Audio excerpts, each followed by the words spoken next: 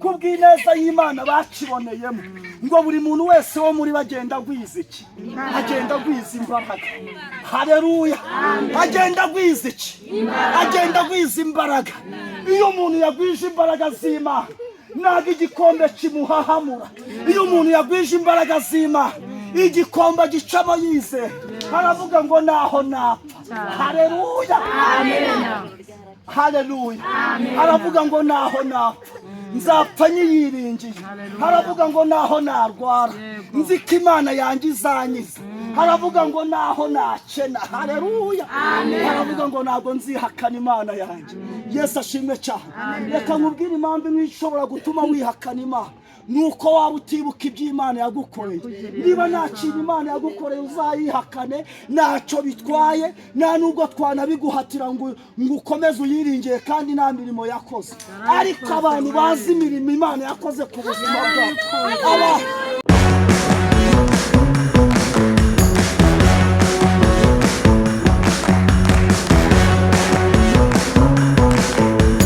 abantu bazi aho Imana yabakura. Haleluya. Abantu bazi uburyo Imana yabagiriye neza, abantu bibuka iminsi yabo yacaye uko yari imeze. Baravuga ngo Imana yankuye ku muhanda, baravuga ngo Imana yankuye muri dunda ubwonko, baravuga ngo Imana yanyijije bya bindi byose. Aravuga ngo Imana ntabwo nzayiva inyuma. Tugiye gusenga Imana tuyibwira ngo mva ratuyiteka. Ntabwo twitaye mu gikombe turimo, ntabwo twitaye mu bintu biri mu gikombe. Haleluya. Tugiye gushimira Imana mu gikombe. Haleluya. Haleluya. Tuyibwire ngo Mana Uwiteka amahema yawe ni meza. Tuyibwire ngo imbere yawe niho tubonera amahoro. Tuyibwire ngo imbere yawe niho tubonera ubuzima. Tuyibwire ngo imbere yawe niho tubonera guseka. Hari ibintu wabwira Imana uyu munsi wa none.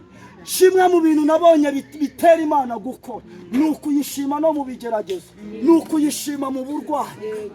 Imbaraga zo gushima nta handi ziva mu kwizera imirimo y'Imana. Bibiliya iravuga ngo umuntu utizera ntabwo yayinezeza, ariko ubwo uyizera. Haleluya.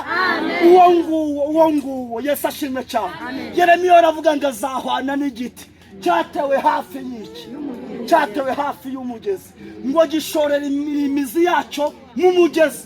Aravuga ngo naho amapfa yacana. Uwo ni umuntu wizeye, ntabwo cyita ku mwaka wacanye mwiki amapfa. Aravuga ngo ahubwo gihorana itoto.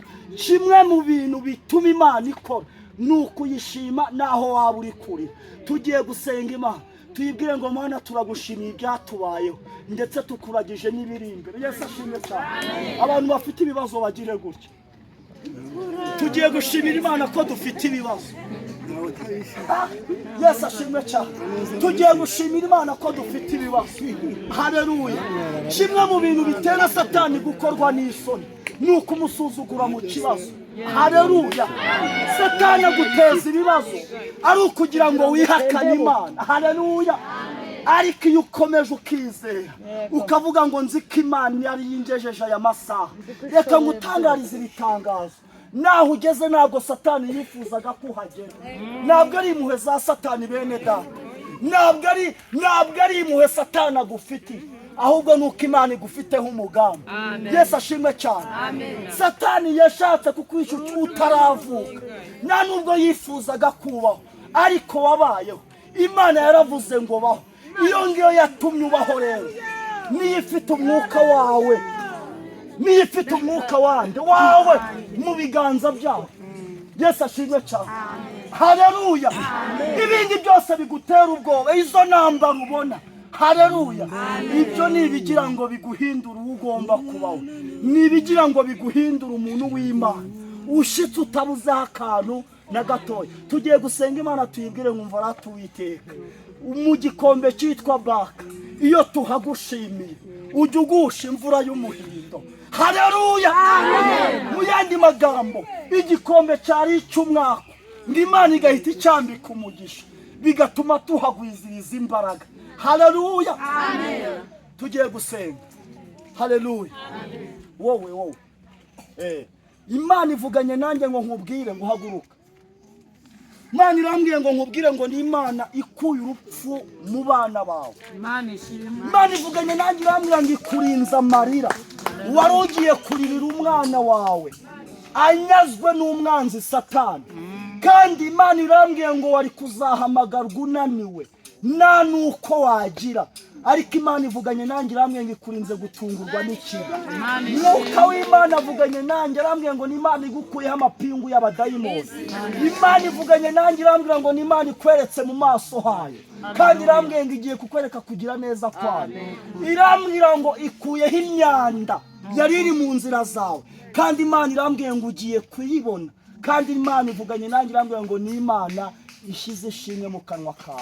Imana irambwiye ngo ntiwacire indirimbo yo kuririmba kubera yuko wari uyibuze. Tugiye gusenga Imana.